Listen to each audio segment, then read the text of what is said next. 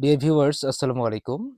Basic to advance learning এর পক্ষ থেকে আপনাদেরকে জানাই আন্তরিক শুভেচ্ছা ও অভিনন্দন। ডিয়ার ভিউয়ার্স, আজকে আমাদের আলোচনার বিষয়বস্তু হচ্ছে প্রাইমারি বিসিএস নিবন্ধন প্রস্তুতি 2026 প্রসঙ্গে জ্যামিতির স্পেশাল মডেল টেস্ট। আশা করি আপনারা যদি জ্যামিতির এই মডেল টেস্টটি কমপ্লিট করতে পারেন, ইনশাআল্লাহ আপনার প্রাইমারি নিবন্ধন এবং বিসিএস এর জন্য ভালো একটা প্রিপারেশন হবে। তো চলুন কথা না বাড়িয়ে আমরা ভিডিওটি শুরু করি।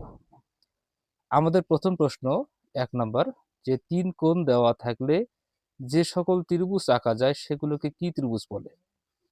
যদি ৩ কোণ দেওয়া থাকে তাহলে যে সকল ত্রিভুজ আঁকা যায় সে সকল ত্রিভুজকে কি বলা হয়? যেমন এটা একটা ত্রিভুজ, আর এটা হচ্ছে আরেকটা ত্রিভুজ, এটা হচ্ছে আরেকটা ত্রিভুজ। তো এই যে কোণ ৩টা যে রয়েছে এই ত্রিভুজটার, প্রত্যেকটা ত্রিভুজের কিন্তু কোণ হচ্ছে আমাদের সমান। তার মানে কি, এই ত্রিভুজগুলোকে আমরা বলবো কি?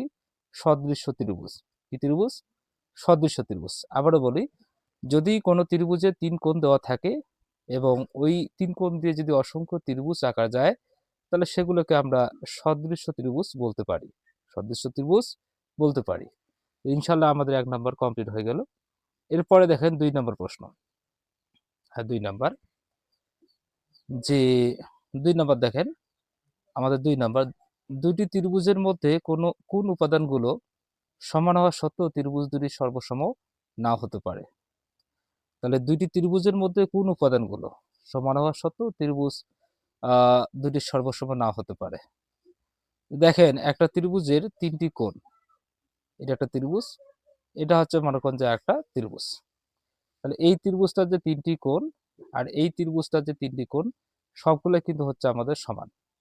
সমান হওয়া সত্ত্বেও দেখা যাচ্ছে কি, এটা ছোট, এটা হচ্ছে বড়, এটা ছোট, এটা হচ্ছে বড়।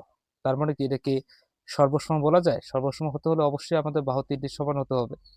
কিন্তু কোণ সমান হওয়া সত্ত্বেও কিন্তু আমাদের ত্রিভুজ দুটা সমান হচ্ছে না।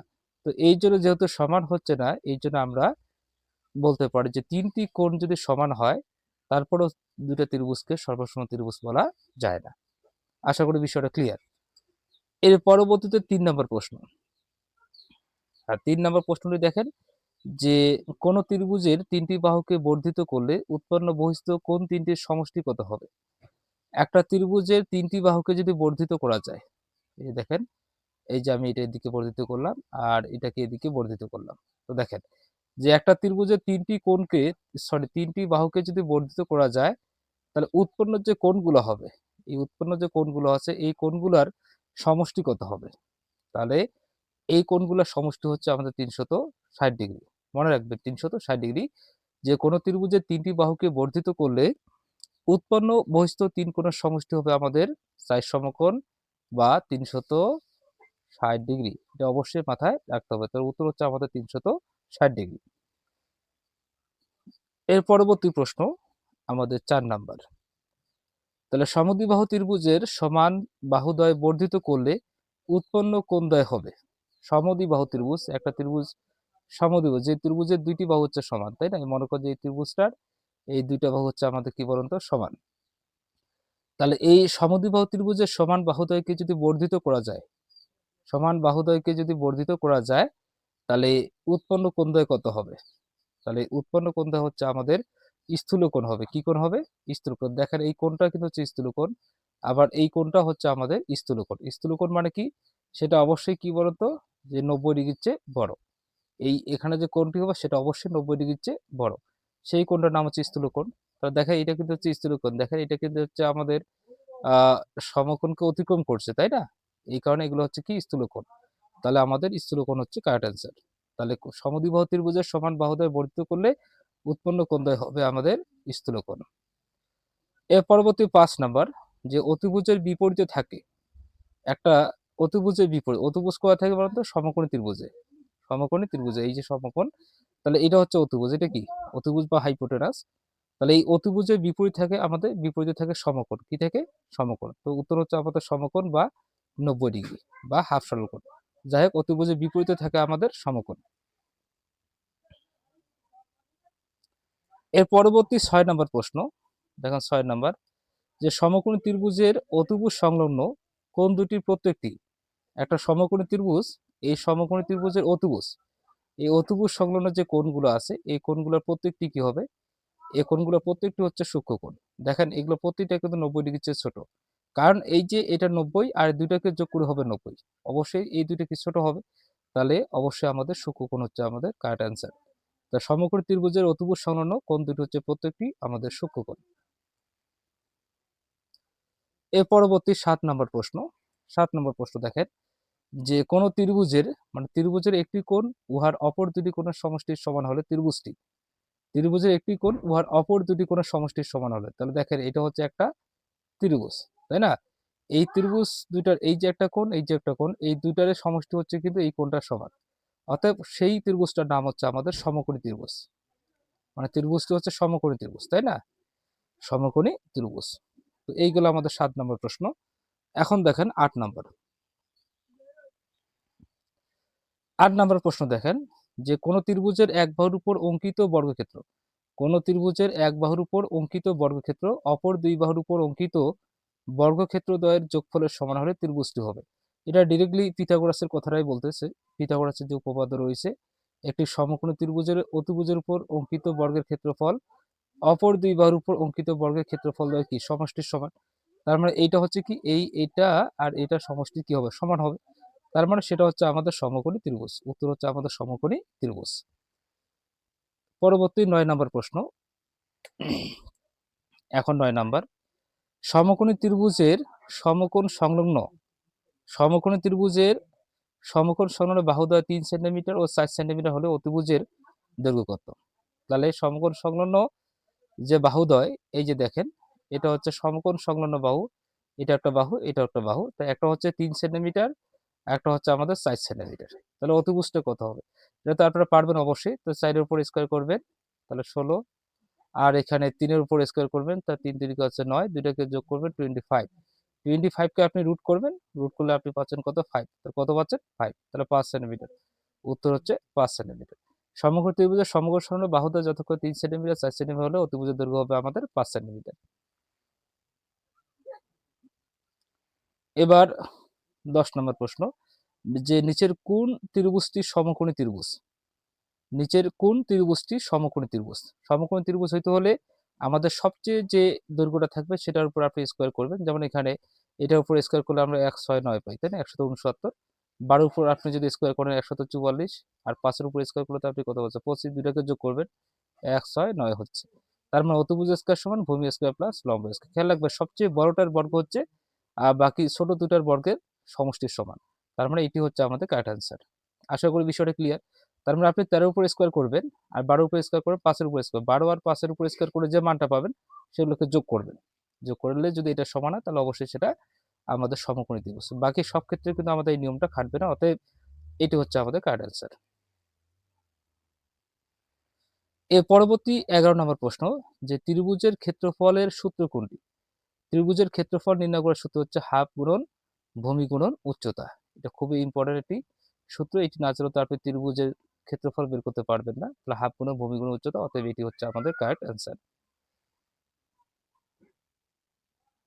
এখন 12 নাম্বার, যে একটি ত্রিভুজের আকৃতির ক্ষেত্রের ক্ষেত্রফল 84 বর্গ গজ, ভূমির উপর অঙ্কিত লম্বের দৈর্ঘ্য হচ্ছে 12 গজ হলে ভূমি দৈর্ঘ্য কত?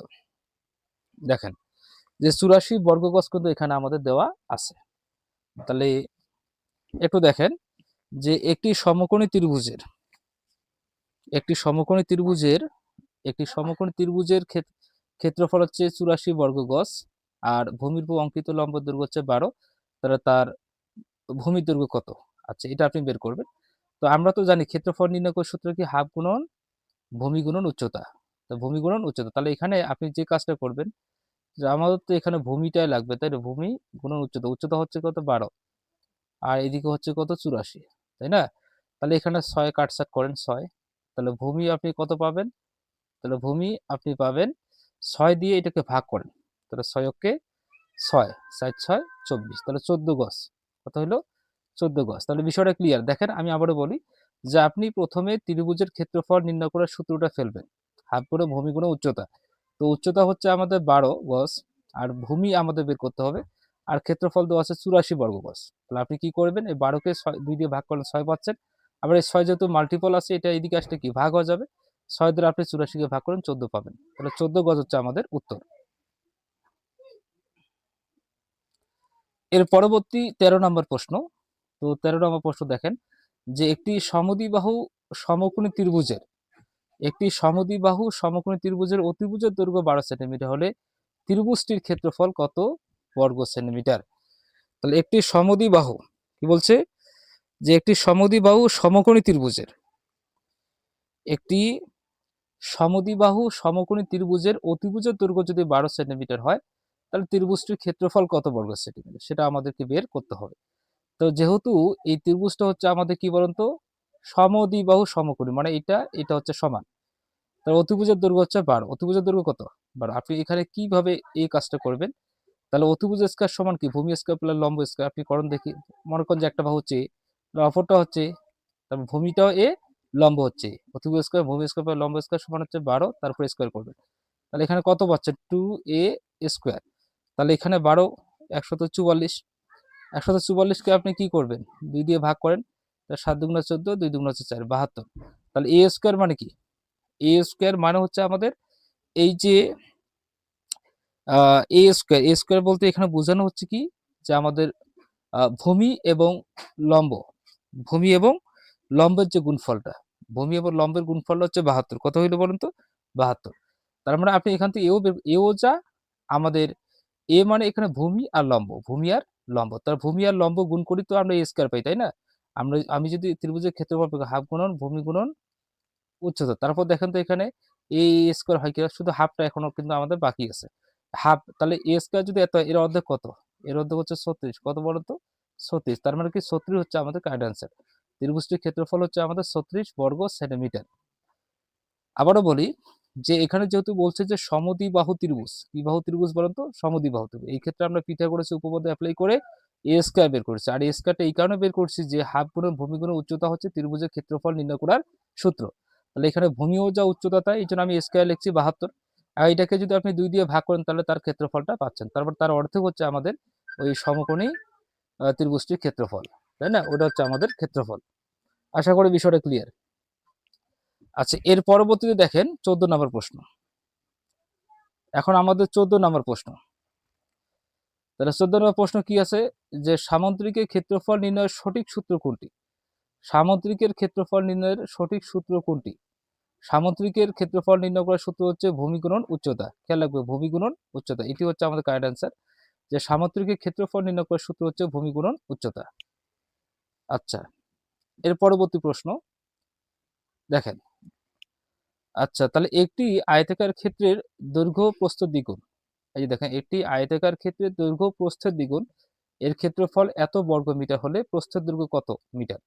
একটি আয়তাকার ক্ষেত্রের দৈর্ঘ্য প্রস্থের দ্বিগুণ, তাহলে প্রস্থ যদি আমাদের x হয়, তার দৈর্ঘ্য হচ্ছে আমাদের কি 2x, আর ক্ষেত্রফল আমরা তো জানি দৈর্ঘ্য গুণন প্রস্থ, তার মানে হচ্ছে 2x স্কয়ার।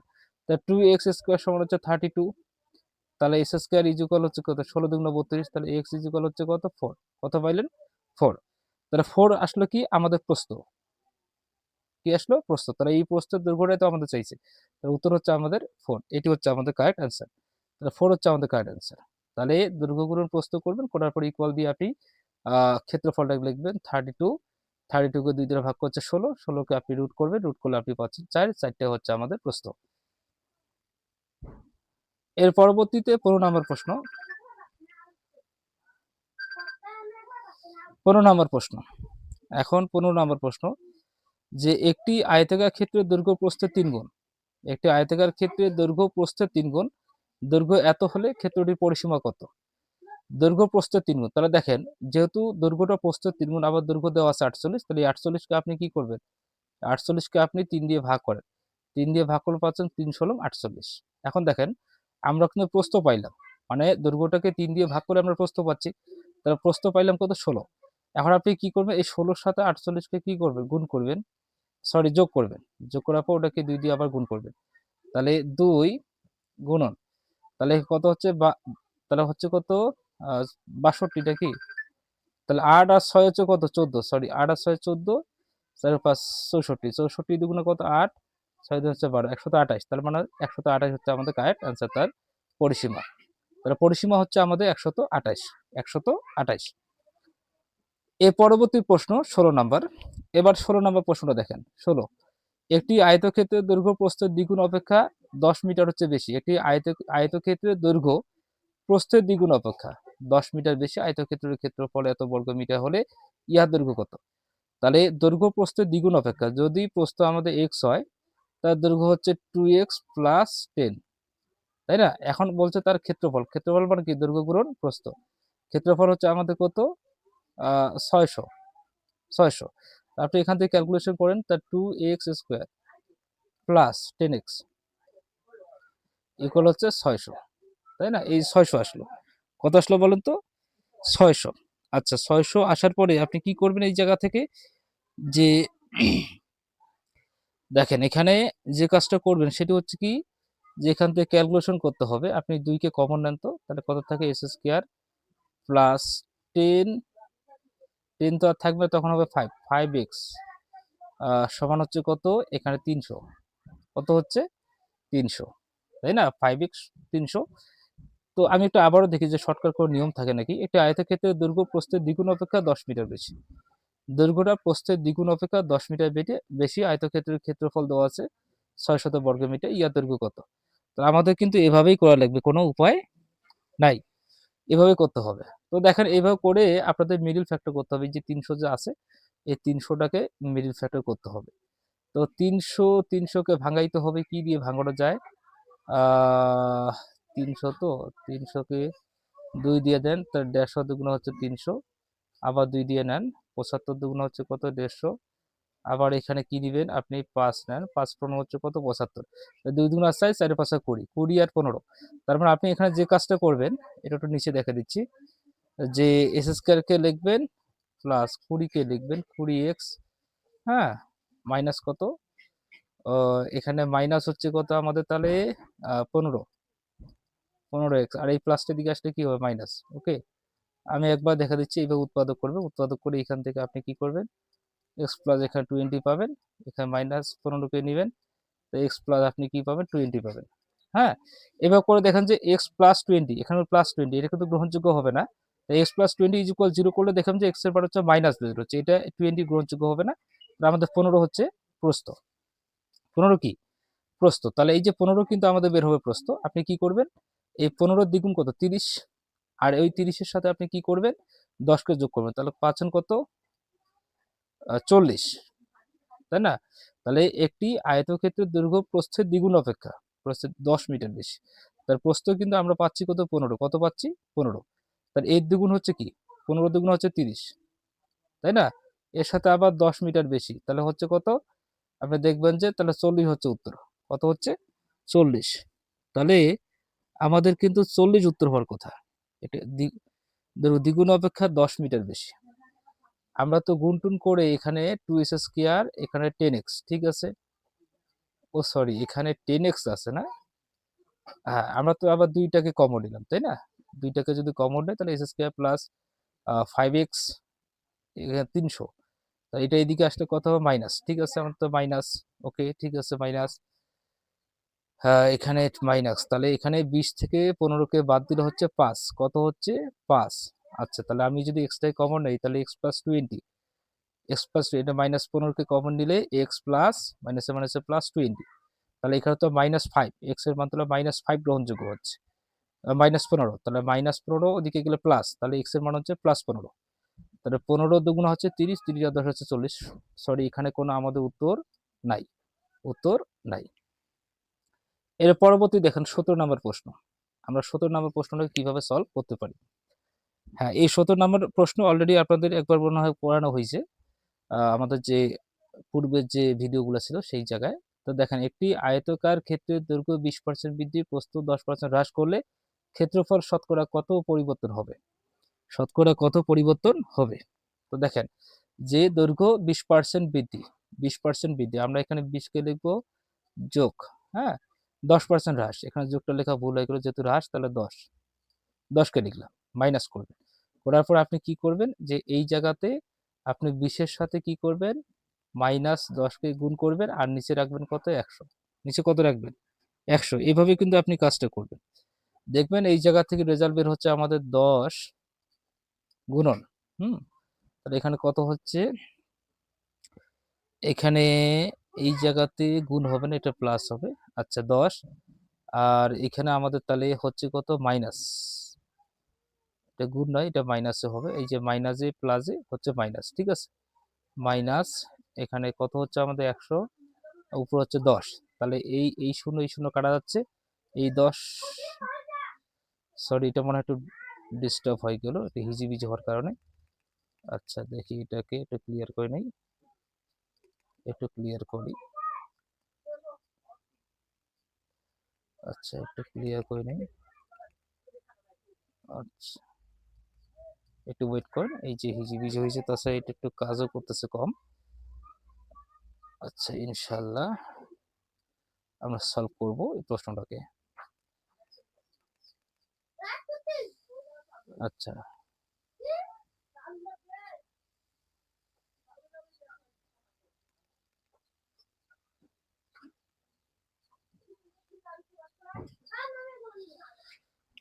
হ্যাঁ দেখেন, এই প্রশ্নটাকে এখন আমরা সলভ করি। হ্যাঁ এই প্রশ্নটাকে সলভ করবেন কিভাবে, এই যে 20% বৃদ্ধি, আপনি 20 লিখবেন, হ্যাঁ 20 লিখবেন, এর সাথে আপনি যেহেতু বৃদ্ধি আবার এখানে হ্রাস বলছে তাহলে মাইনাস করবেন 10। হ্যাঁ আবার এখানে কি করবেন, যেহেতু হ্রাস তাহলে এখানে আবার মাইনাস করবেন, মাইনাস করার পরে এখানে 20 এর সাথে আপনি কি করবেন, 10কে গুণ করবেন বাই 100, এখানে পার্সেন্টেজ দিবেন। তো দেখা এখানে রেজাল্ট কি আসে, তাহলে এখানে 10 আসে, আর এখানে মাইনাস, এখানে 200 বাই 100 আসে। তাহলে কত হচ্ছে এখানে, এটা কাটা গেল, তাহলে 10 বিয়োগ 2 তাহলে 8, তাহলে এই 8% হচ্ছে আমাদের উত্তর। তো 8% বৃদ্ধি হবে, 8%, তাহলে উত্তর হবে 8% বৃদ্ধি হবে। এর পরবর্তী প্রশ্ন 18 নম্বর।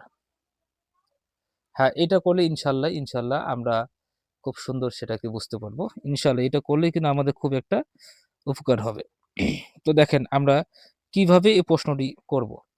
এখন দেখেন যে একটি একটি আয়তাকার ক্ষেত্রে দৈর্ঘ্য 10% বৃদ্ধি, প্রস্থ 10% হ্রাস করলে ক্ষেত্রফল শতকরা কত পরিবর্তন হবে। যদি কখনো দেখেন যে বৃদ্ধি আর হ্রাসটা হচ্ছে একই, বৃদ্ধি আর হ্রাস হচ্ছে একই, সেক্ষেত্রে এখানে কমবে, মানে হ্রাসটাই হচ্ছে আমাদের গ্রহণযোগ্য। খেয়াল রাখবেন যে বৃদ্ধি আর হ্রাস যদি সমান হয় তাহলে হ্রাসটা হচ্ছে আমাদের অ্যান্সার, আর যদি বৃদ্ধিটা বেশি হয় তাহলে বৃদ্ধি হবে আমাদের অ্যান্সার। আর এটি যদি বৃদ্ধির চেয়ে যদি হ্রাস বেশি হয় তাহলে এটা তো অবশ্যই কমবে, এই বিষয়টা একটু মাথায় রাখবেন। তাহলে দেখেন আমরা একটু করি, যে এখানে 10 মাইনাস, যেহেতু হ্রাস পেয়েছে তাহলে 10, তাহলে মাইনাস, তাহলে 10 গুণন 10 বাই কত বলুন তো, 100, বাই হচ্ছে 100। তাহলে এখানে দেখেন যে এখানে 10 গুণন 10 বাই কি বলুন তো, 100।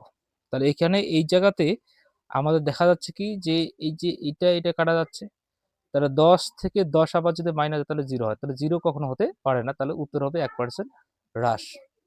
1% কি হবে, হ্রাস হবে, 1% হ্রাস পাবে। এটা অবশ্যই অবশ্যই আপনারা একটু মাথায় রাখবেন যে 0 যদি কখনো হয়, যদি 0 কখনো হয় তাহলে অবশ্যই সেটা কি বলুন তো, 1% হবে। কি পার্সেন্ট, 1%, মানে যা ছিল তাই আর কি, 1% হ্রাস পাবে। ওকে আচ্ছা, ওই 1% হ্রাস পাবে, মানে যা ছিল সেটাই, কিন্তু হ্রাস পাবে কি 1%, 1% হ্রাস পাবে। অবশ্যই সেটা হ্রাস লিখতে হবে, কেন, দুইটা সমান আছে, এই বিষয়টি খেয়াল রাখবেন যে সমান থাকলে হ্রাস কথাটা উল্লেখ করতে হয়। এর পরবর্তীতে 19 নম্বর প্রশ্ন। 19 নম্বর প্রশ্ন দেখেন, খুব ইম্পর্টেন্ট একটা প্রশ্ন, একই নিয়মের প্রশ্নগুলো আসছে, একটু দেখেন। তাহলে আমাদের দেখেন যে প্রস্থ 20% কমালে, তো দেখেন যে একটি আয়তাকার ক্ষেত্রের দৈর্ঘ্য 20% বাড়ালে, প্রস্থ 20% কমালে ক্ষেত্রফল কি হবে। দুইটাই কিন্তু হচ্ছে আমাদের সমান, দুইটাই কি সমান, তাহলে কমে যাবে, কি হবে, কমবে। এই বিষয়টা একটু মাথায় রাখতে হবে। তাই এটা বৃদ্ধি পাবে, তার মানে এটা হবে না। হ্যাঁ তাহলে আমাদের এই দুইটার মধ্যে একটা রেজাল্ট হবে, দুইটার মধ্যে একটা রেজাল্ট হবে, সেই রেজাল্টটাই কিন্তু আমাদেরকে বের করতে হবে। তো দেখেন তাহলে অ্যান্সার কি হবে, তাহলে 20,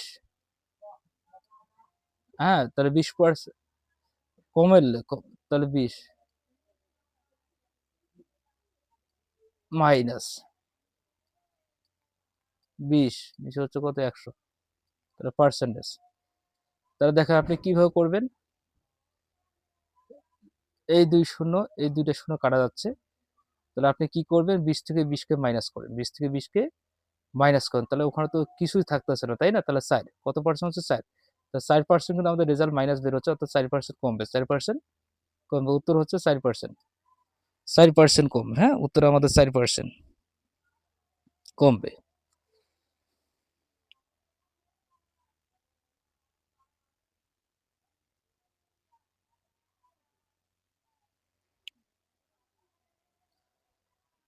এবার দেখেন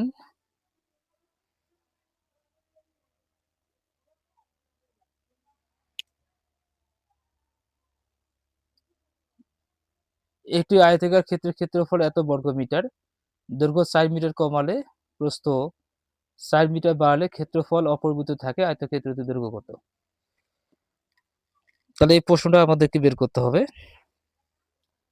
তাহলে একটি আয়তাকার ক্ষেত্রের ক্ষেত্রফল 192 বর্গমিটার, দৈর্ঘ্য 4 মিটার কমালে প্রস্থ 4 মিটার বাড়ালে ক্ষেত্রফল অপরিবর্তিত থাকে, ক্ষেত্রটির আয়তক্ষেত্রটির দৈর্ঘ্য নির্ণয় করতে হবে। তাহলে এখানে এই প্রশ্নটাকে সলভ করবেন কিভাবে? ক্ষেত্রফল 192 বর্গমিটার, এটি আয়তাকার ক্ষেত্রের ক্ষেত্রফল 192 বর্গমিটার, দৈর্ঘ্য 4 মিটার কমালে প্রস্থ 4 মিটার বাড়ালে ক্ষেত্রফল অপরিবর্তিত, আয়তক্ষেত্র।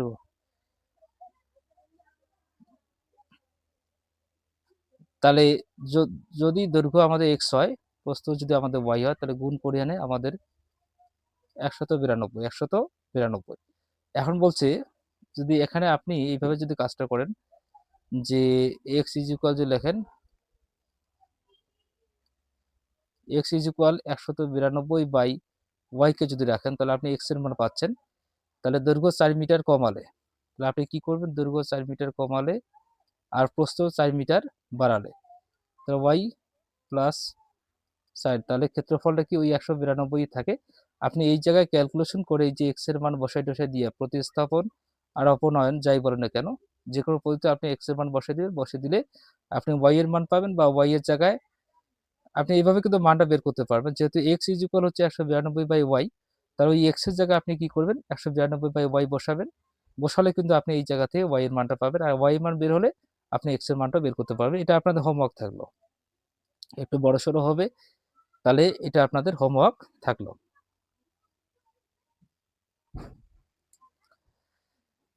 এখন দেখেন আমাদের 21 নম্বর প্রশ্ন, পাড় সহ একটি পুকুরের দৈর্ঘ্য 70 মিটার, প্রস্থ 60 মিটার, যদি পুকুরের চারদিকে পাড়ের প্রস্থ 4 মিটার হয়, তবে পুকুরের পাড়ের ক্ষেত্রফল কত? তো আগে আপনি কি করবেন, এই দুটোকে গুণ করবেন, তাহলে 6 7 হচ্ছে 42, তাহলে 4200 বর্গ মিটার হচ্ছে আমাদের পাড় সহ পুকুর। পাড় বাদে যেটা করবেন, তাহলে 4 মিটার, যদি পুকুরের চারদিকে পাড়ের প্রস্থ 4 মিটার হয়, তবে পুকুরের পাড়ের ক্ষেত্রফল কত? তাহলে আপনি এখন কি করবেন, 4 দুগুণ 8, এই যে 77 থেকে আপনি কি করবেন, 8 কে মাইনাস করবেন, তাহলে এখানে পারবেন পাচ্ছেন 72 আর 62, আবার এখানে 8 কে মাইনাস করবেন, তাহলে পাচ্ছেন কত, 52। ঠিক আছে, আপনি গুণ করবেন, গুণ করার পরে যে গুণফলটা পাবেন সেটা 4200 থেকে মাইনাস করলে আপনি কিন্তু পাড়ের ক্ষেত্রফলটা পাবেন। তো 4200 থেকে মাইনাস করলেই আপনি পাড়ের ক্ষেত্রফলটা পাবেন। ঠিক আছে, তাহলে এইভাবে কিন্তু আপনি এই প্রশ্নটাকে সলভ করতে পারবেন। তো এটা, হ্যাঁ, তাহলে এখানে উত্তর হবে আমাদের 976। আপনি বাসায় একটু চেষ্টা করলে আপনি পাবেন ইনশাল্লাহ। আপনি কি করবেন, 77 এর সাথে 60 কে গুণ করবেন 4200, আর 52 এর সাথে 62 কে গুণ করবেন, করার পরে যে ফলাফলটা পাচ্ছেন সেই ফলাফল দিয়ে 4200 থেকে মাইনাস করলে আপনি কিন্তু 976 পাচ্ছেন। অতএব আমাদের উত্তর হচ্ছে 976।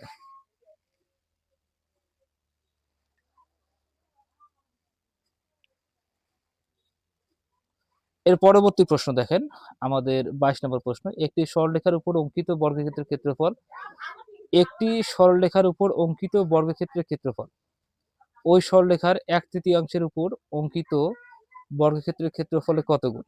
ঠিক আছে, তাহলে একটি সরলরেখার উপর অঙ্কিত বর্গের ক্ষেত্রফল ওই সরলরেখার 1/3 উপর অঙ্কিত বর্গের ক্ষেত্রফলে কত অংশ, তাই না? তাহলে মনে করেন যে একটা সরলরেখার দৈর্ঘ্য হচ্ছে এ, এর 1/3 হচ্ছে 1/3, এই বাই 3, মানে এটা 3 ভাগের 1 ভাগ। তাহলে অঙ্কিত বর্গক্ষেত্রের ক্ষেত্রফল কত? তাহলে এটাকে আপনি কি করবেন, স্কয়ার করবেন, তাহলে স্কয়ার করবেন 3 3 9, তাহলে হচ্ছে কি আমাদের 1/3 উপর অঙ্কিত বর্গের ক্ষেত্রফলের কত গুণ? তাহলে 1/3 উপর অঙ্কিত বর্গের ক্ষেত্রফলে কি ওই ক্ষেত্রফল হচ্ছে 9 গুণ। কয় গুণ? 9 গুণ। তো আমরা 1/3 এই যে একটা সরলরেখা এটাকে যদি আমরা 3টা পার্ট করি, দেখেন আমরা যদি এটাকে 3টা পার্ট করি, এই যে 1টা 2টা 3টা পার্ট, তাহলে এটার উপর অঙ্কিত যে বর্গক্ষেত্রটা হবে সেটা হচ্ছে কি পুরোটার উপর অঙ্কিত বর্গের 3 ভাগের 1 ভাগ, সরি 9 ভাগের 1 ভাগ, 9 ভাগের 1 ভাগ। এই যে পুরো যে ক্ষেত্রফলটা, আমি যদি এটাকে একটু পুরোটা ক্ষেত্রফল ধরি, এই পুরো ক্ষেত্রফলটা 9 ভাগের 1 ভাগ হচ্ছে এটা।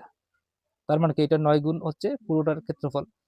এই জন্য একটি সরলরেখার উপর অঙ্কিত বর্গক্ষেত্রের ক্ষেত্রফল ওই সরলরেখার 1/3 উপর অঙ্কিত বর্গক্ষেত্রফলের 9 গুণ। উত্তর হচ্ছে আমাদের 9 গুণ। এটা হচ্ছে আমাদের কারেক্ট আনসার। এর পরবর্তী 23 নম্বর প্রশ্ন, কোন বর্গক্ষেত্রের প্রতি বাহুর দৈর্ঘ্য 23 নম্বর, যে কোনো বর্গক্ষেত্রের প্রতি বাহুর দৈর্ঘ্য 10% বৃদ্ধি পেলে তবে তার ক্ষেত্রফল শতকরা কত বৃদ্ধি পাবে?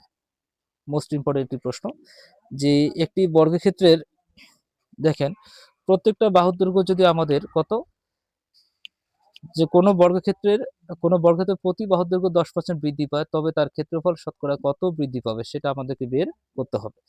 আচ্ছা, তাহলে একটু দেখেন, তাহলে যদি বর্গটার এক বাহুর দৈর্ঘ্য আমাদের 100 হয়, তবে সেটার ক্ষেত্রফল হচ্ছে কি 100 গুণন 100, তাহলে পাবেন কত? 1 দিয়ে 1 2 3 4, হ্যাঁ, তাহলে এত বর্গমিটার, এত বর্গ একক হচ্ছে একটি বর্গক্ষেত্রের প্রতি বাহু এত। এখন 10% যদি বৃদ্ধি পায়, 10% যদি বৃদ্ধি পায় তাহলে 110, তাহলে 110, এই 110 এর উপর আপনি স্কয়ার করবেন, তাহলে 110 এর উপর যদি আপনি স্কয়ার করেন তাহলে কত পাচ্ছেন? 1 2 1 1 2 1 1 2, হ্যাঁ, এটা শূন্য, মানে দুইটা শূন্য পাচ্ছেন। ঠিক আছে, তাহলে এত বর্গ একক। এখন দেখেন যে আগেরটা ছিল আমাদের 10,000, এখন হচ্ছে 12,100, তাহলে আপনি কি করবেন? মাইনাস করবেন। তাহলে 1 2 1 বিয়োগ, হ্যাঁ, সরি 1 2 1 বিয়োগ কি 10,000, 1 2 3 4, তাহলে কত পাচ্ছেন এখানে? 2100। কত পাচ্ছেন? আর এই 2100 যে হইল, দেখেন এই যে সরি, এই যে 2100 যে হইল, এই 2100 বাড়ছে কিন্তু আমাদের 10,000 থেকে। কি থেকে?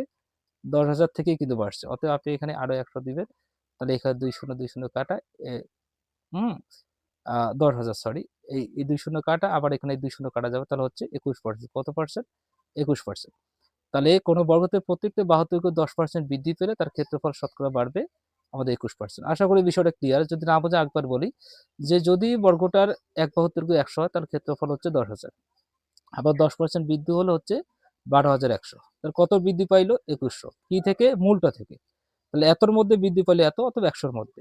আপনি এভাবে করতে পারেন। তাহলে 2100 উপরে যাবে আর নিচে 10,000, তার সাথে যেহেতু পার্সেন্টেজ শতকরা একটা ব্যাপার আছে, এই জন্য আপনি কি করবেন? 100 দ্বারা গুণ করলে তার পার্সেন্টেজটা পাচ্ছেন।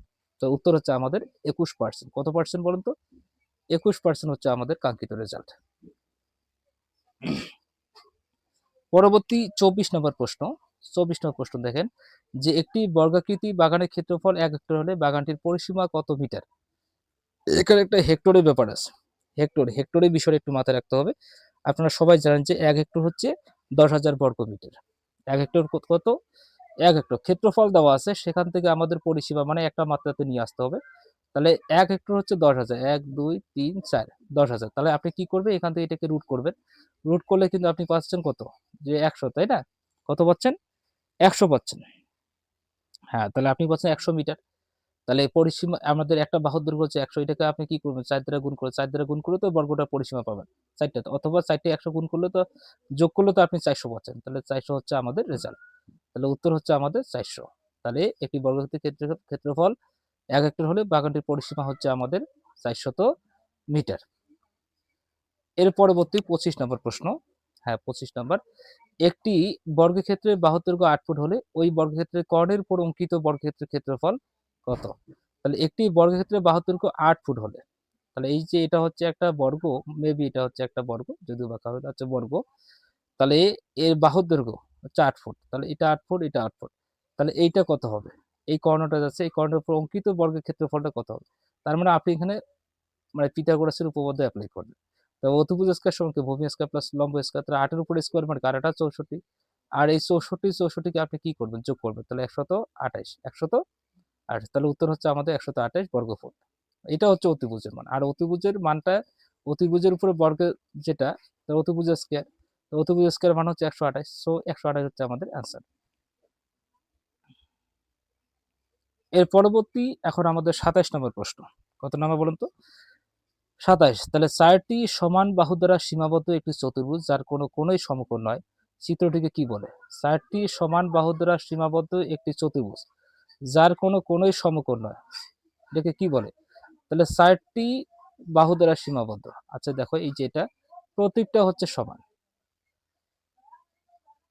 যার কোনো কোণই সমকোণ নেই, কোনো কোণ নাই যেটা সমকোণ হয়।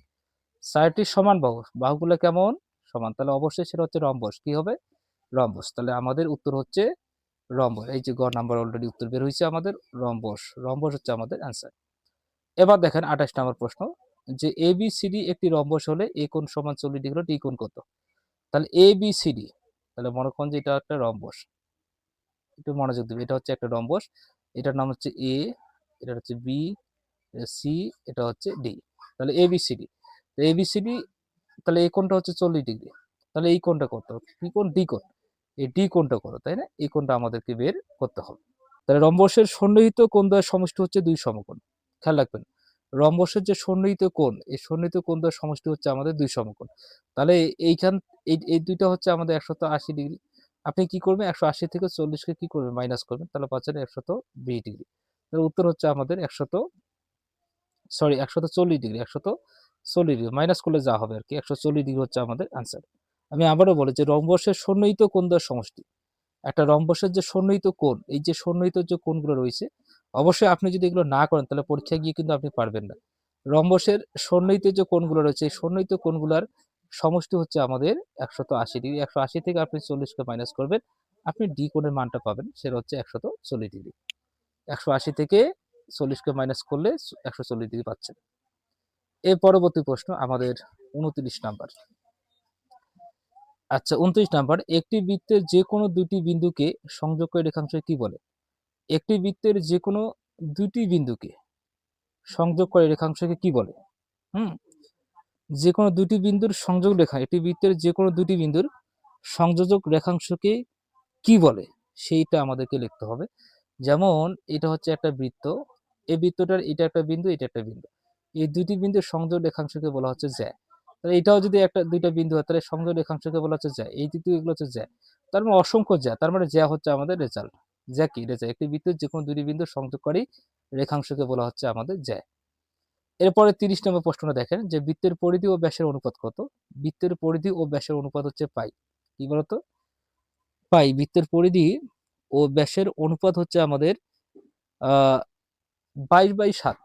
22/7 মানে কি? সরি, 22/7 মানে হচ্ছে 3.1416, আর যেটার নাম হচ্ছে আমাদের পাই। কি বলুন তো? পাই। বৃত্তের পরিধি ও ব্যাসের অনুপাতের নাম হচ্ছে পাই। এটা অবশ্যই মাথায় রাখতে হবে। এর পরবর্তী 31 নাম্বার, ঠিক আছে? 31 নাম্বারটা দেখেন, যে 13 সেন্টিমিটার ব্যাসার্ধের একটি বৃত্তের কেন্দ্র থেকে 5 সেন্টিমিটার দূরে অবস্থিত একটি জ্যায়ের দৈর্ঘ্য কত? 13 সেন্টিমিটার ব্যাসার্ধের একটি বৃত্তের কেন্দ্র থেকে 5 সেন্টিমিটার দূরে, কয় সেন্টিমিটার দূরে? 5 সেন্টিমিটার দূরে অবস্থিত একটি বৃত্তের জ্যায়ের দৈর্ঘ্য কত? তাহলে দেখেন, এই যে এটা হচ্ছে আমাদের একটা বৃত্ত, এর ব্যাস যেহেতু হচ্ছে কত? ব্যাসার্ধ হচ্ছে কত? আমাদের 13 সেন্টিমিটার। তো মনে করেন যে এখানে একটা জ্যা আছে, কি আছে? একটা জ্যা আছে। তাহলে ব্যাসার্ধ এটা তো 13, তাই না? এটা কি 13? তাহলে এটা 13, তাহলে এই যে এটা হচ্ছে কত আমাদের? 5। কত বলুন তো? 5 সেন্টিমিটার দূরে অবস্থিত বৃত্তের কেন্দ্র থেকে 5 সেন্টিমিটার দূরে, মনে করেন যেটা ডি, বৃত্তের কেন্দ্র 5 সেন্টিমিটার দূরে একটা জ্যা আছে, যেটার দৈর্ঘ্য কত? তো এটাকে আপনি কিভাবে তার মানে আপনাকে এই যে এটা বের করতে হবে। হ্যাঁ, ভূমিটাকে, যদি এটা সমকোণী ত্রিভুজ হয় তাহলে এই ভূমিটাকে বের করতে হবে। তাহলে অতিভুজ স্কয়ার সমান কি? ভূমি স্কয়ার প্লাস লম্ব স্কয়ার। তাহলে 13 তে আপনি গুণ করেন, 1 6 9 হবে, 5 5 25, 25 যদি আপনি মাইনাস করেন, হ্যাঁ, আচ্ছা তাহলে 25 কে মাইনাস করেন, তাহলে কত হচ্ছে? 144। 144 হচ্ছে না? 144 কে আপনি রুট করেন, তাহলে কত হচ্ছে? 12। কত হচ্ছে? 12। তাহলে 12 কি পাইলেন? ওডি পাইলেন। 12 পাইছেন কি? ওডি। এখন এই যে 12 টাকে আপনি 2 দ্বারা গুণ করবেন, তাহলে 12 দুগুণ হচ্ছে 24। তাহলে 24 হচ্ছে আমাদের রেজাল্ট। তাহলে 13 সেন্টিমিটার ব্যাসার্ধে একটি বৃত্তের কেন্দ্র থেকে 5 সেন্টিমিটার দূরে অবস্থিত একটি জ্যায়ের দৈর্ঘ্য হচ্ছে আমাদের 24 সেন্টিমিটার। শুধু পিথাগোরাস উপপাদ্যটা এপ্লাই করবেন। আর ব্যাসার্ধ যেহেতু, এটা হচ্ছে এখানকার অতিভুজ। ওকে? এটা লম্ব। তাহলে অতিভুজ স্কয়ার সমান ভূমি স্কয়ার প্লাস লম্ব স্কয়ার করে আপনি কিন্তু মানটাকে অনায়াসে বের করতে পারবেন। এর পরবর্তী প্রশ্ন হচ্ছে 32 নাম্বার। 32 নাম্বারটা দেখেন, যে বৃত্তের একই চাপের উপর দণ্ডায়মান কেন্দ্রস্থ কোণ পরিধিস্থ কোণের কত গুণ? যে বৃত্তের একই চাপের উপর দণ্ডায়মান, কেন্দ্রস্থ কোণ, এই যে এটা কেন্দ্রস্থ কোণ, আর এইটা হচ্ছে আমাদের পরিধিস্থ কোণ, বা আমরা বলি সরি এটা বৃত্তস্থ কোণ। তাহলে এটা বৃত্তস্থ কোণ বা পরিধিস্থ কোণ, এটা হচ্ছে কেন্দ্রস্থ কোণ। আর কেন্দ্রস্থ কোণটা পরিধিস্থ কোণের দ্বিগুণ। কি হবে? দ্বিগুণ। উত্তর হচ্ছে দ্বিগুণ। তার ভিতরে একই চাপের উপর দণ্ডায়মান কেন্দ্রস্থ কোণ পরিধিস্থ কোণে হচ্ছে দ্বিগুণ, অথবা পরিধিস্থ কোণ ও কেন্দ্রস্থ কোণে কি অর্ধেক। যেহেতু কেন্দ্রস্থ কোণের কথা বলছে তাহলে দ্বিগুণ। আচ্ছা, এর পরবর্তী 33 নম্বর প্রশ্ন। এখন আমাদের 33 নম্বর প্রশ্ন সলভ করার পালা। দেখেন 33 নম্বর প্রশ্ন। কি বলছে? বৃত্তের কোনো একটি বিন্দুতে কয়টি স্পর্শক আঁকা যায়? বৃত্তের কোনো একটি বিন্দুতে বৃত্তের কোনো বিন্দুতে কয়টি স্পর্শক আঁকা যায়? বৃত্তের কোনো একটি বিন্দুতে শুধুমাত্র একটি স্পর্শকের আঁকা যাবে। এই যে মনে করেন যে এটা একটা বিন্দু, এখানে শুধুমাত্র একটি স্পর্শক আঁকা যায়, বা এটা একটা বিন্দু, এখানে শুধুমাত্র একটা স্পর্শক আঁকা যায়। এখানে একটা বিন্দু, এখানে শুধুমাত্র একটা স্পর্শক আঁকা যাবে। এখানে এরকম করে অসংখ্য স্পর্শ আঁকা যাবে, বাট একটার বাইরে কিন্তু নয়। কোনো একটা বিন্দুতে একটি মাত্রই স্পর্শ আঁকা সম্ভব। আচ্ছা, এর পরবর্তী বৃত্তের ব্যাস 3 গুণ বৃদ্ধি পেলে বৃত্তের ক্ষেত্রফল কত গুণ বৃদ্ধি পাবে? তো এটা অনায়াসে আপনি 9 গুণ বলবেন। কি বলবেন? ব্যাস বলুক আর ব্যাসার্ধ বলুক, ব্যাস বলুক আর ব্যাসার্ধ বলুক, আপনি অনায়াসে কিন্তু এখানে 3 গুণ উত্তর দিবেন। যেহেতু আর স্কোয়ার d/2 ও যদি হয় তার উপরে স্কোয়ার হয়, পাই আর স্কোয়ার। তার মানে কি এটা যদি 3 গুণ হয় তা 3 3 9 গুণ হবে। কয় গুণ হবে? 9 গুণ বৃদ্ধি পাবে। অতএব 9 গুণ হচ্ছে আমাদের রেজাল্ট। কত গুণ বৃদ্ধি পাবে? 9 গুণ। আচ্ছা, এর পরবর্তী প্রশ্ন দেখেন 34 নাম্বার। একটি বৃত্তের ব্যাসার্ধ 20% কমালে বৃত্তের ক্ষেত্রফল শতকরা কত কমবে? একটি বৃত্তের ব্যাসার্ধ যদি 20% কমানো যায়, বৃত্তের ক্ষেত্রফল শতকরা কত কমবে সেটা কিন্তু আমাদেরকে বের করতে হবে। তাহলে ধরি বৃত্তটার ব্যাসার্ধ ছিল আগে 100 ছিল, এটার উপর স্কয়ার করবেন তাহলে 100, তাহলে হচ্ছে কত? 10,000, তাই না? কত হচ্ছে? 10,000। আচ্ছা, এরপর দেখেন এটা যেহেতু 20% কমানো হয়েছে তাহলে 80, তাহলে আপনি 80 উপর স্কয়ার 8 64, তাহলে এত পাচ্ছেন, তাই না? এত পার্সেন্ট কিন্তু এখন কমলো কতটুকু? 3600। আচ্ছা, 3600 কিন্তু কমলো, 3600 কিন্তু কমে গেল। হ্যাঁ, মাইনাস করলে কিন্তু কমে যাচ্ছে। এখন দেখেন যে এই যে ব্যাপারটা, যে কমাটা কিসের উপর নির্ভর করে? মূল থেকে। তো এখানে যে 10,000 যে আছে, এই যে 10,000, 3600 কমছে। পাই তো উপর নিচে ঠিক আছে, পাই আর স্কয়ার এই মতো বাতে যায়, তাই না? তাহলে 36,000, সরি 3600, তাই না? এখানে গুণ দিবেন, গুণ দেওয়ার পর 100 দিবেন। আচ্ছা, তো এই 2 শূন্য 2 শূন্য কাটা, 2 শূন্য 2 শূন্য কাটা, উত্তর হচ্ছে 36। এই 36%, কত পার্সেন্ট? 36%। খুব সহজে পাই তো মিলে তো কাটা দেওয়া যায়, তাহলে 100 উপরে স্কয়ার, তাহলে এত, আবার 20% কমে গেছে তাহলে 6400 হইল, মাইনাস করলে 3600 হচ্ছে 10,000 এর মতো, 10,000 নিচে উপরে 3600 গুণন 100, ক্যালকুলেশন করলে আমরা 36%, উত্তর হচ্ছে 36%। এবার একটা প্রশ্ন, যে 37 নম্বর, একটি বৃত্তের ব্যাসার্ধ শতকরা 50% বৃদ্ধি করলে বৃত্তের ক্ষেত্রফল শতকরা কত বৃদ্ধি পাবে? আচ্ছা, একটি বৃত্তের ব্যাসার্ধ 20, আচ্ছা একটি বৃত্তের ব্যাসার্ধ শতকরা 50% বৃদ্ধি করলে, এখন ওই একইভাবে আপনি এই প্রশ্নটাকে কিন্তু সলভ করতে পারবেন। এটা আপনাদের জন্য হোমওয়ার্ক থাকলো, এটা আপনাদের জন্য হোমওয়ার্ক। এই একই নিয়মে আপনি ব্যাসার্ধকে 100 ধরবেন, 150, তাই না? আগে 100, তো এইভাবে কিন্তু আপনি এই যে উপরে যেটা করলেন 36 নাম্বার, সেভাবে এটাকেও করতে পারবেন। এর পরবর্তী দেখেন 38 নম্বর প্রশ্ন। 38 নম্বর প্রশ্ন দেখেন। হ্যাঁ, 38 নম্বর প্রশ্নটা দেখেন যে একটি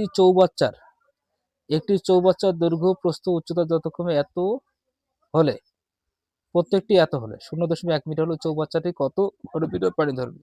মানে চৌবাচ্চার আয়তনে কিন্তু চৌবাচ্চার যে কতটুকু পানি ধরবে সেটা। তো দৈর্ঘ্য, প্রস্থ এবং উচ্চতা সবগুলো হচ্ছে আমাদের একই, সবগুলো কি একই।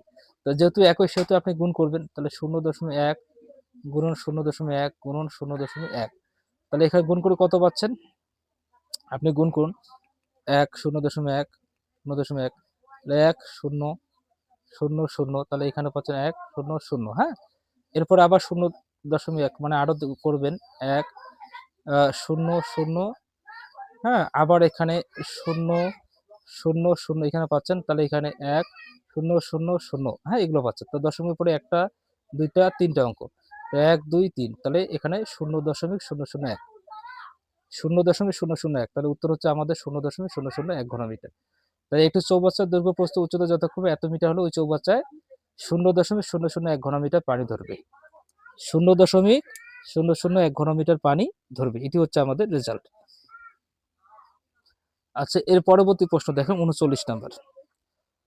তাহলে একটি চৌবাচ্চার দৈর্ঘ্য 5 মিটার, প্রস্থ 4 মিটার, উচ্চতা 3 মিটার, চৌবাচ্চা সম্পূর্ণ পানি দ্বারা পূর্ণ করতে কত লিটার পানির প্রয়োজন? কত লিটার পানির প্রয়োজন? তাহলে এটা কিন্তু আপনি সলভ করতে পারবেন। তাহলে একটি চৌবাচ্চার দৈর্ঘ্য 5 মিটার, উচ্চতা, এটা সবগুলোকে আপনি কি করবেন?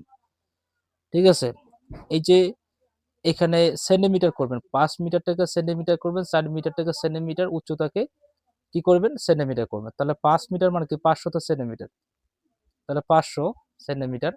4 মিটার মানে কি 400 সেন্টিমিটার, 3 মিটার মানে কি 300 সেন্টিমিটার। এখানে ক্যালকুলেশন করবেন, শূন্য করে 1 2 3 4 5 6টা, 1 2 3 4 5 6, 3 আর 4 12, 5 12 60, তাহলে এত আসলো, এত ঘন সেন্টিমিটার। তাহলে 1 ঘন সেন্টিমিটারে পানি ধরতে পারে কতটুকু? খেয়াল রাখবেন যে 1 ঘন সেন্টিমিটার আয়তন তো আমাদের এত ঘন সেন্টিমিটার আসলো, তাহলে 1 ঘন সেন্টিমিটারে পানি থাকতে পারে কত? 1000 ঘন সেন্টিমিটার।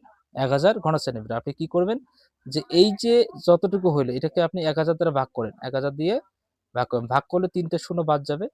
তাহলে এখানে 3টে শূন্য যে ভাগ যায় 1 2 3 4, 1 2 3 4, এখানে 6, তাহলে এইটা হচ্ছে আমাদের রেজাল্ট। 6 দিয়ে আপনি 4টে শূন্য দিবেন, 6 দিয়ে 4টে শূন্য, 1 2 3 4, তাহলে এটা হচ্ছে আমাদের রেজাল্ট। ঠিক আছে, 6 দিয়ে 4টে শূন্য, এইটা হচ্ছে আমাদের রেজাল্ট। তাহলে আপনি কিভাবে করবেন? প্রথমে যে মিটার রয়েছে এই মিটারগুলোকে সেন্টিমিটার করবেন, তারপর সবগুলাই গুণ করে এনে আপনি কি করবেন? ঘন সেন্টিমিটার বের করবেন। আর আপনি কি করবেন? এই ঘন সেন্টিমিটার যেটা বের করবেন ওটাকে আপনি 1000 দ্বারা ভাগ করলে আপনি কত লিটার পানি ধরবে সেটা কিন্তু আপনি বের করতে পারবেন। এর পরবর্তী দেখেন 40 নম্বর প্রশ্ন। এর পরবর্তীতে আমাদের 40 নম্বর প্রশ্ন, আমরা 40 নম্বর প্রশ্নের দিকে ধাবিত হচ্ছি যে, যে চতুর্ভুজের বিপরীত বাহুগুলো পরস্পর সমান ও সমান্তরাল তাকে কি বলে? একেবারে সহজ কথা, যে চতুর্ভুজের বিপরীত বাহুগুলো সমান ও সমান্তরাল তাকে কি বলে? এটা তো এটাকে সামান্তরিকও বলে আবার আয়তও বলে। এটা সমান ও সমান্তরাল। এই যে এটাও সামান্তরিক, যে বিপরীত যে বাহুগুলো কিন্তু সমান।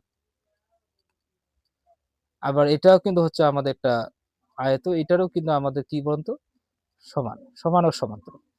তাহলে এগুলোকে কি বলে? এটাকে সামান্তরিকও বলা যায় আবার আয়ত চতুর্ভুজও বলা যায়। উত্তর আমাদের আয়ত হবে আবার সামান্তরিক, দুইটাই কিন্তু হচ্ছে আমাদের রেজাল্ট। ঠিক আছে? আচ্ছা, এর পরবর্তী দেখেন, এরপর এখানে আয়ত চতুর্ভুজ কথাটা বলছে, এটা শুধু আয়ত থাকার কথা। তো এখানে সামুদ্রিক এবং আয়ত হলে অ্যান্সার হবে, আর আয়ত চতুর্ভুজ হলে কিন্তু এটা হবে না, হ্যাঁ, শুধুমাত্র সামুদ্রিক হবে। আচ্ছা, এর পরবর্তী দেখেন 41 নম্বর প্রশ্ন। একটি সামুদ্রিকের দুটি সন্নিহিত কোণ যদি একটি 115 ডিগ্রি হয় তবে অপরটি কত ডিগ্রি? এটি সামুদ্রিকের দুটি সন্নিহিত কোণের যদি একটি 115 ডিগ্রি হয়। এর আগে কিন্তু একটা কথা ছিল যে চতুর্ভুজের, হ্যাঁ, এই যে চতুর্ভুজটা সেটা সামুদ্রিক হোক আর রম্বস হোক, এই যে সন্নিহিত যে কোণ দুটার যে সমষ্টিটা, এই সমষ্টিটা আমাদের কত? 180 ডিগ্রি, 180 ডিগ্রি। তো আপনি ওই 180 থেকে 180 ডিগ্রি থেকে 115 ডিগ্রিকে মাইনাস করবেন, প্লাস এখানে 65 ডিগ্রি, আনসার হচ্ছে 65। তো এই 65 ডিগ্রি হচ্ছে আমাদের কারেক্ট আনসার। এর পরবর্তী দেখেন আমাদের 42 নম্বর প্রশ্ন। 42 নম্বর প্রশ্ন আনসার। তাহলে 42 নম্বর কি বলছে? যে এবিসিডি একটি সামুদ্রিক, ডিসি বাহুকে ই পর্যন্ত বর্ধিত করা হলো, বিএডি কোণ হচ্ছে 50 ডিগ্রি হয়, তবে বিসিই কোণ কত? আমাদের ডিসি কোণ কত সেটা আমাদেরকে বের করতে হবে। এখানে ডিসি ভূমি হবে, এখানে বাহু হবে না, এখানে আমাদের টাইপিং মিস্টেক হয়েছে।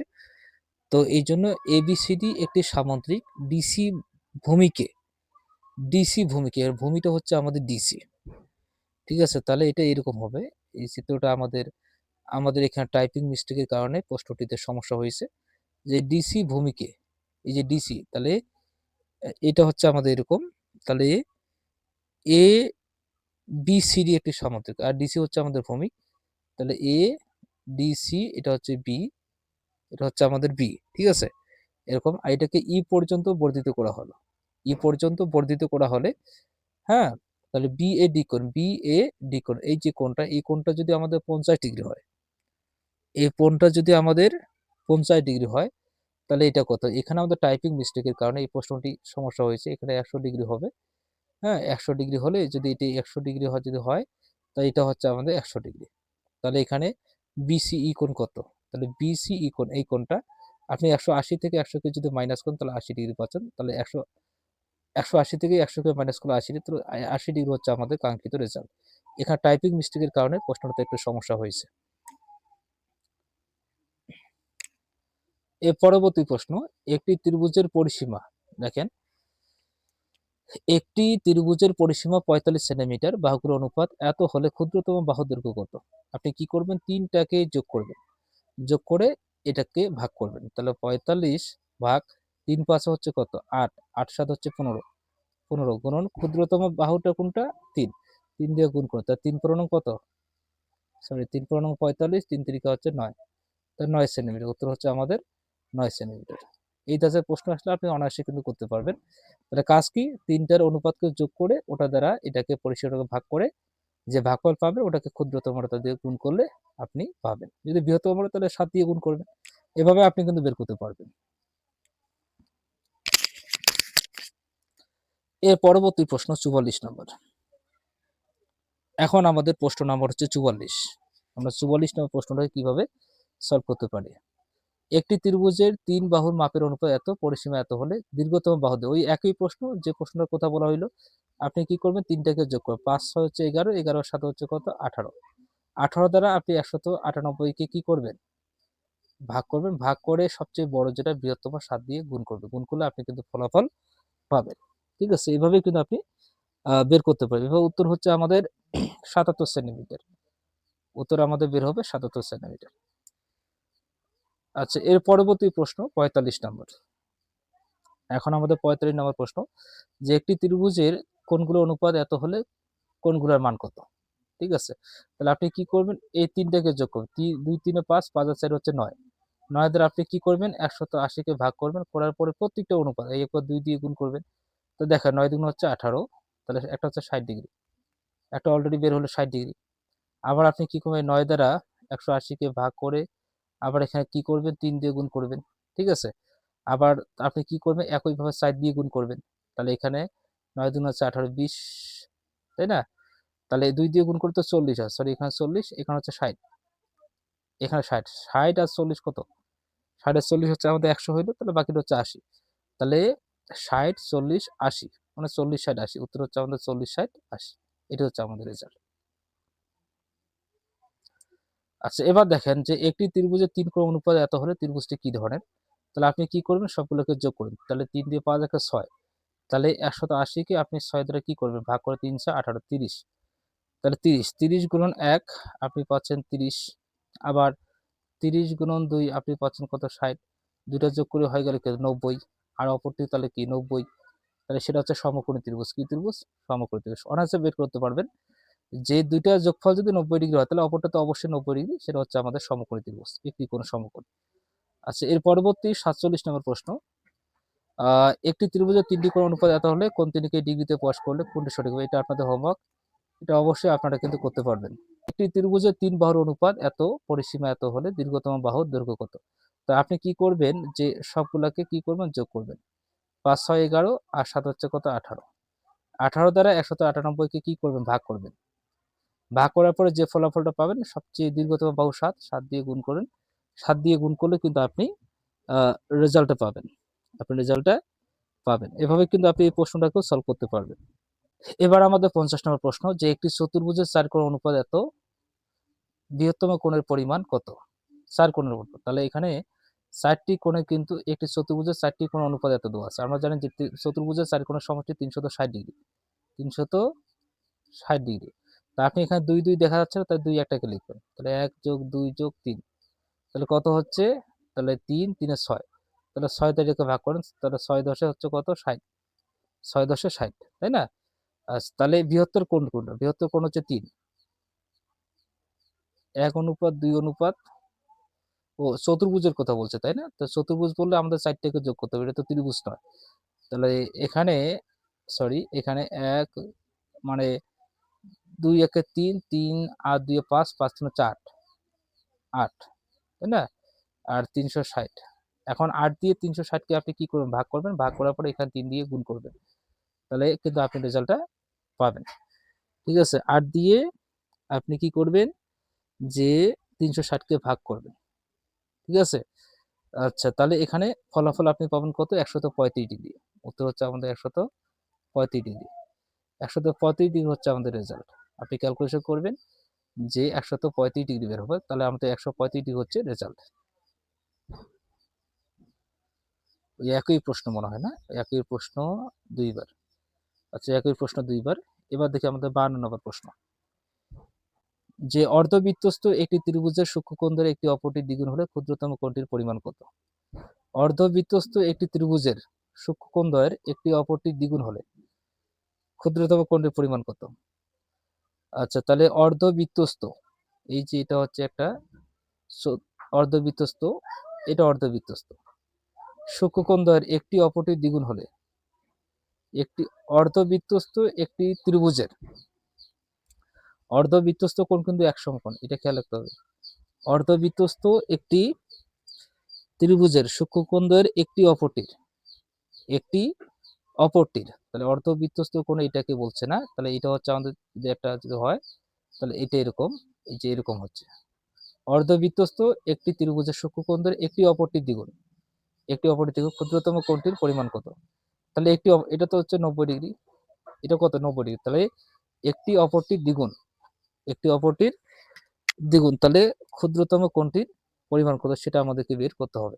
তাহলে এটা তো অবশ্যই 90 ডিগ্রি হচ্ছে, তাহলে এটা যদি 60 হয় তাহলে এটা হচ্ছে কত? 30, তাই না? 30, তাহলে 30 ডিগ্রি হচ্ছে আমাদের রেজাল্ট, কিন্তু আমাদের এখানে কোনো উত্তর নেই। উত্তর হবে 30 ডিগ্রি। 30 ডিগ্রি। অর্ধবৃত্ত একটি ত্রিভুজের সূক্ষ্মকোণ একটি অপরের দ্বিগুণ হলে ক্ষুদ্রতম কোণটির পরিমাণ হচ্ছে 30 ডিগ্রি। আচ্ছা, এর পরবর্তী 53 নম্বর প্রশ্ন।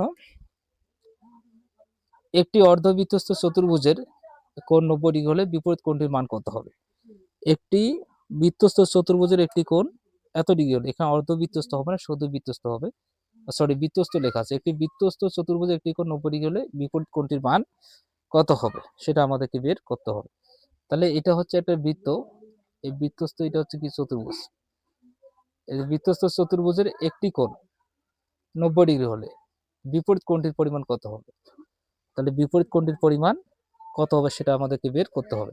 আপনি একটা কাজ করবেন যে এই দুইটা বিপরীত কোণ দ্বয় কিন্তু সূক্ষ্মকোণ, মানে আমাদের কি বলতো? সম্পূরক, মানে 180 ডিগ্রি। তাহলে একটা যদি 90 ডিগ্রি হয় তাহলে অপরটা হচ্ছে আমাদের 90 ডিগ্রি। সো আমাদের অ্যান্সার হচ্ছে 90 ডিগ্রি। 90 ডিগ্রি হচ্ছে অ্যান্সার। ডিয়ার ভিউয়ার্স, এই হচ্ছে আজকে আমাদের বিশেষ প্রাইমারি এবং নিবন্ধনের জন্য, বিশেষ করে প্রাইমারির জন্য খুবই ইম্পর্টেন্ট একটি মডেল টেস্ট। অবশ্যই আপনারা পরীক্ষার আগে এই ভিডিওটি দেখে যাবেন, ইনশাআল্লাহ উপকৃত হবেন। আজকে এই পর্যন্ত। যদি ভিডিওটি আপনাদের সামান্যতম উপকারে আসে তাহলে অবশ্যই চ্যানেলটি সাবস্ক্রাইব করবেন।